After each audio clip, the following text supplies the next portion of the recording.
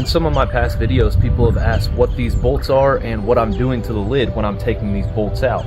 Now, these bolts are extremely important in the shop and the manufacturing process because these lids are poured separately from the base. When these covers are poured, there's rebar that runs the length on each side of the lid, connecting two bolts on the interior of the lid itself. These bolts allow us to lift and maneuver the lid around the shop.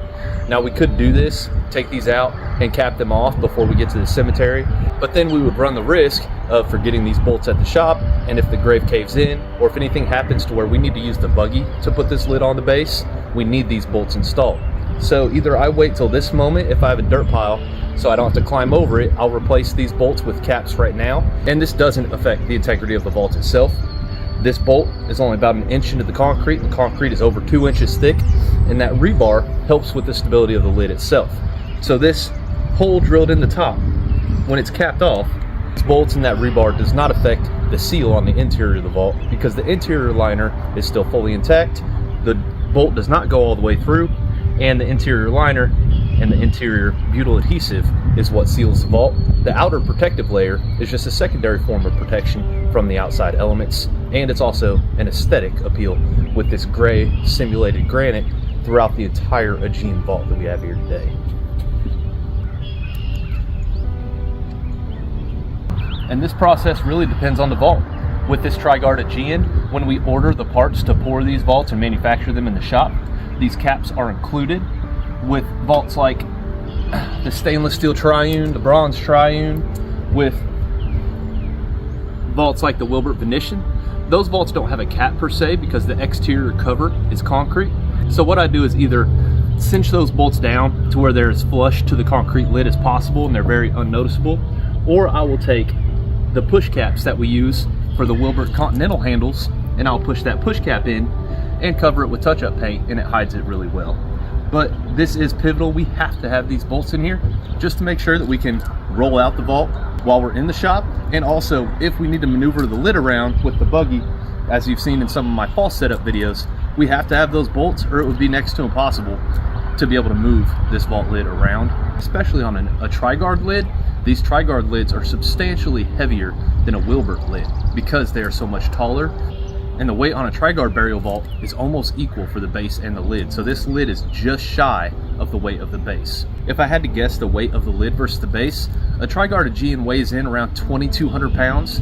So if I had to make an assumption, the base would probably be around 1,200 pounds and the lid would be about 1,000 pounds. It's different on a Wilbert burial vault. They are slightly heavier.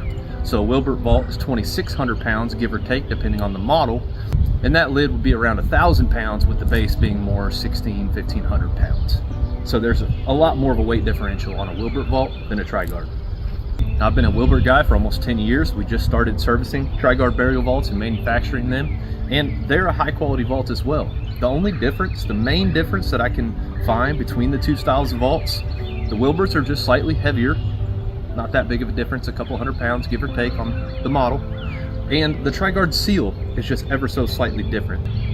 The seal on a Trigard lid is wider but slightly shallower, and a Wilbert lid is deeper and slightly skinnier. So I don't know, over the course of the years, these have a very similar warranty practice as Wilbert burial vaults do, and I don't have a strong opinion as to whether Wilbert or Trigard would be better. In my opinion, it's mostly aesthetics. So I would prefer this blue granite style of Aegean over a Wilbert gray tribute. I think this vault just aesthetically, with the ridges on the top and the concrete apex top, this vault just seems just a little bit more solid. But when it comes to the metals, I'm Wilbert all the way. The Trigard metals are absolutely gorgeous. I've done a couple bronzes, I haven't done a stainless yet. But the way that the Wilbert has a seamless interior of stainless that's manufactured that way versus the Trigard where the metal pieces are installed after the fact, I think the Wilbert metals, the bronzes, coppers, stainless steels, have a cleaner interior aspect to them. Even though the outside is still concrete, the Aegean bronze and the Aegean stainless are absolutely beautiful, but the interiors look a lot better on the Wilbert. So really, it's just aesthetics. Whatever you prefer the look of, I believe, is what would be your best option, because really I can't differentiate between the quality of them, because they both seal and they both have a great external housing and protective measures for the casket. So I don't have an opinion on which is better, it's just which one I like the look of more.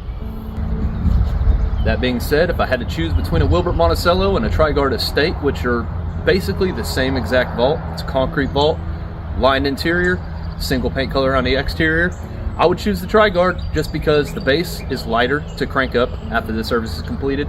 That's the only factor I can think of.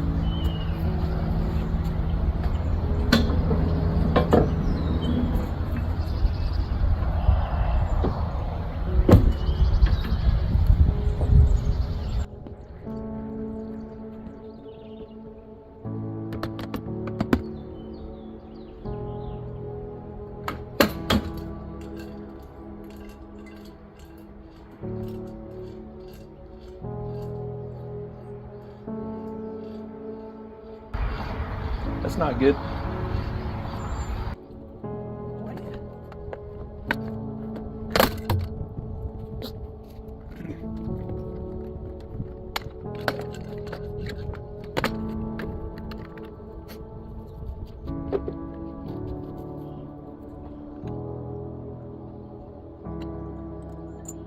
Well, it's not enough to just know how to use the equipment, but for somebody who's out every single day, this equipment really does take a beating, and we have to know how to put things back together in situations like this. Luckily, this equipment is pretty simple to fix.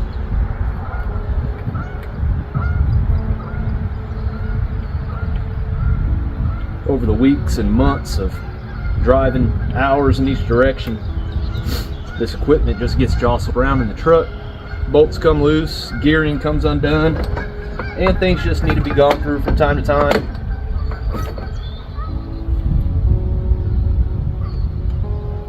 Tightened up, adjusted, just to make sure everything's in working order. What happened here today is the main lag bolt that holds the entire end together came loose and came out. After that, the screw that holds the bar from spinning stripped. I may be having to drill this out back at the shop this afternoon, but we'll make it safe and service ready for today.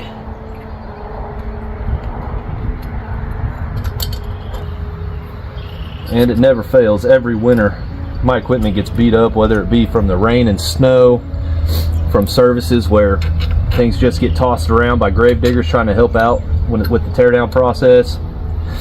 And my stuff just needs to be taken apart, thoroughly cleaned, buffed, and polished. And that's going to be one of these days coming up here quick, because I mean, you can see the outsides of my lowering device are in pretty rough shape.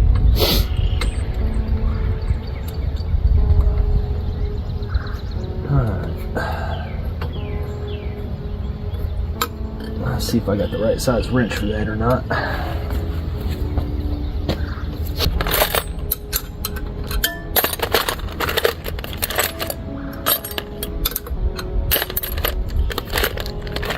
No siree.